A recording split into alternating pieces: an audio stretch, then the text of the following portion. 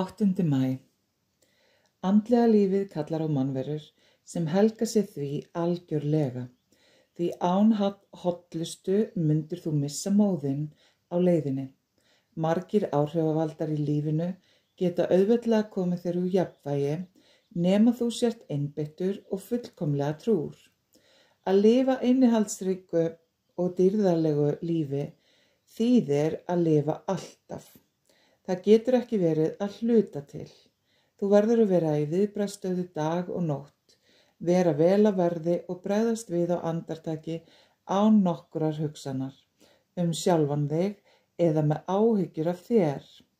Það koma tímar þegar að þú verður að halda áfram í algjöru trú og trausti, jafnvel án þess að vita ástæðuna fyrir því hvers vegna þú gerir það. Þú munt þurfa að bregðast við af innsæi og innblástri. Það gæti vist vera án tilgangs eða ástæðu, en þegar þú veist að eitthvað er rétt, haltu þá áfram og framkvæmdu, vertu þess fullviss að þú hefur alla krafta ljóssins á bak við þig, því ég er innra með þér.